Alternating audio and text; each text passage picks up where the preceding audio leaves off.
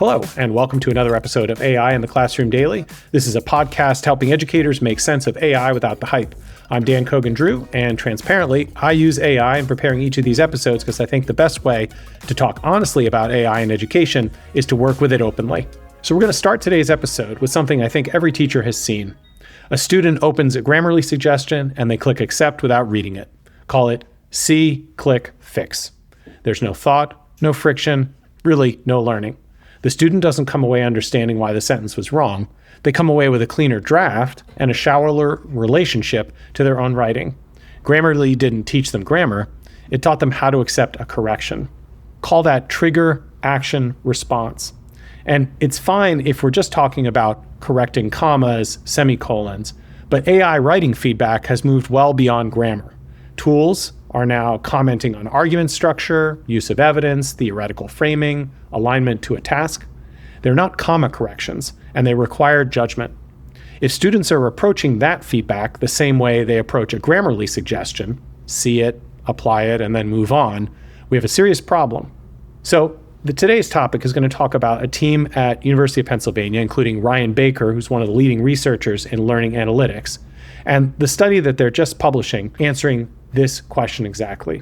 They tracked graduate students using an AI teaching assistant called GPTA across 2 courses and 4 writing assignments. And the question they sought to answer was, does AI feedback actually teach writers, or does it just improve papers? Well, the short answer is, it depends. And it depends entirely on what happens around the feedback. And in this study, not enough happened. In the first course, students worked in groups and the results were encouraging. Most of the feedback from assignment 1 didn't repeat in assignment 2, which suggests students actually addressed the issues GPTA raised. The average score jumped more than 10 points. But in the second course, that's where it gets interesting. Students worked individually, and 10 of them had been in the same groups in course 1. They'd seen the same feedback. When they worked alone, they diverged dramatically. They had the same prior exposure, but wildly different outcomes. One student dropped nearly 30 points between assignments. The explanation provided by the researchers was that in group work, one student likely did the revision, while another missed the learning entirely. The feedback improved the group's paper, but it didn't necessarily improve every writer in the group. I would posit that that is basically the Grammarly problem scaled up. The revision happened, but the learning didn't. So the implication for classroom teachers is pretty clear. Receiving AI feedback isn't the same as learning from it. If you look at students who are following this submit, get feedback, revise, submit, what you're seeing is a production loop, but not a loop that leads to learning.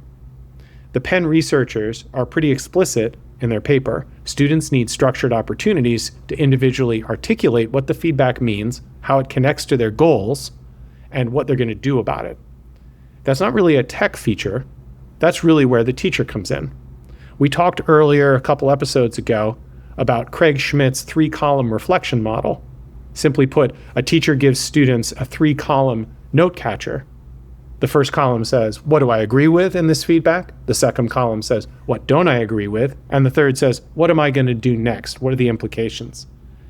And this research, I think, is really interesting because it's the empirical case for why that structure shouldn't be optional.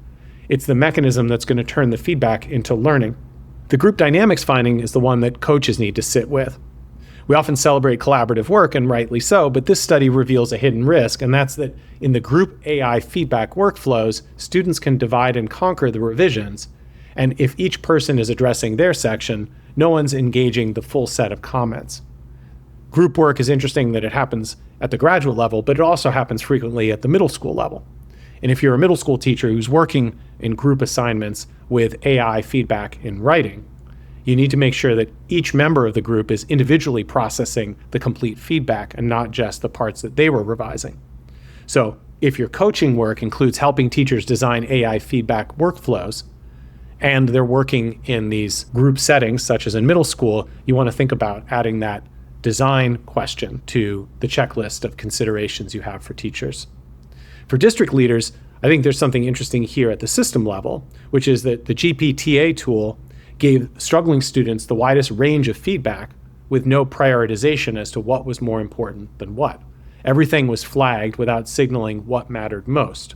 For For students who already write well, that's fine and could be a useful refinement. But for students who need foundational support, that's a lot of feedback and can be overwhelming. If you're scattering your attention across so many different categories and you actually really need to be focusing on one or two, that's simply too much. And that's basically an asymmetry between the amount of feedback you're getting and the amount of feedback you can usefully incorporate. This is something that we've also considered in the development of Newsella writing, where we have multiple criteria represented in the rubric-based feedback. And we've heard the feedback from our teachers and students that it's simply too much. And we're working to enable turning on and off different aspects of the rubric in order to focus student and teacher attention, especially in developing writers, on the areas of the feedback that are most important for students to focus on, and giving teachers control of those areas of focus.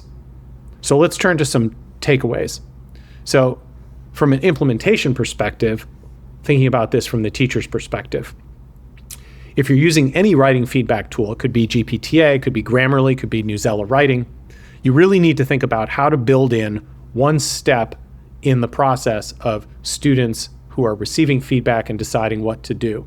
And I would say it's the simple 3-column notes and writing in their own words what they're being asked to do and why, and what is their feedback on that, what is their interpretation of it. They have to figure out what is the piece that they agree with, what piece might they not agree with, and then what are they going to do next.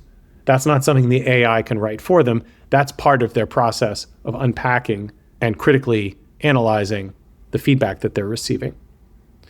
If you're a leader working with tools like this, look at the AI feedback workflows to make sure that you're not just seeing a kind of Grammarly extension where the student isn't just seeing an issue and they can click to easily resolve it. If they're clicking their way through the feedback, then the tool is really doing a lot of the work for them and the meaningful, productive friction is absent.